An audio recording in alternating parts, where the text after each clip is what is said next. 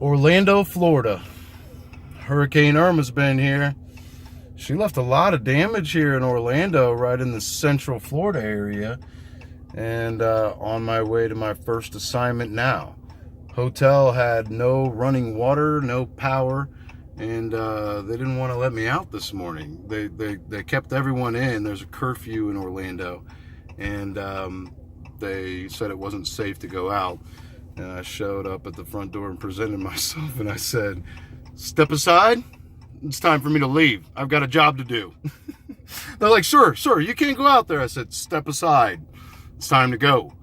So I've got assignments now. It looks like all the 3-tab shingle roof, not all of them, but quite a few 3-tab shingle roofs are hit. You know, I'm looking at damage to flat roofs that are laying in parking lots, TPO, laying on the sides, lots of tree damage. You know, you don't see like storefront windows busted out like you might see in, like we saw in like Rockport and Victoria and Corpus Christi.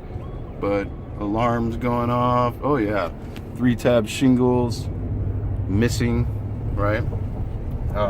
Lots of damage here. We're on our way to our first assignment, and then we have to go to Cape Coral. Well, there's a storefront busted out right there. So I take that back. You can see that there was damage to some older buildings as far as glass. But all in all, I don't see major, windows busted out. A lot of street signs out, light poles twisted up. A lot of high winds in this area. There's no doubt about that. So keep you posted. We'll go out and survey some more, but we're gonna go look at some actual, we have assignments to go to right now. So we're on a route to our first property.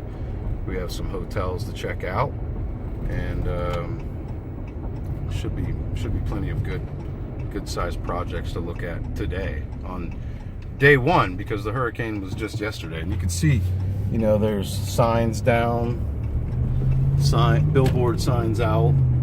The tolls are still open, which is positive.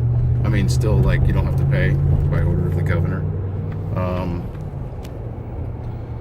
And here we go, just really setting out into it to see for our own eyes what the destruction looks like, because that the mainstream media is not going to be able to tell us that. They're just going to tell us about the flooding and the storm surge, and of course they don't know how to analyze roof damage like we do, and interior water damage like we do, because we're the best of the best. And we show up when? Day one. It was actually 2 days before day one we showed up. But we're here, we're safe, we're live and thriving. Our trucks are good. We have no damage to the vehicles.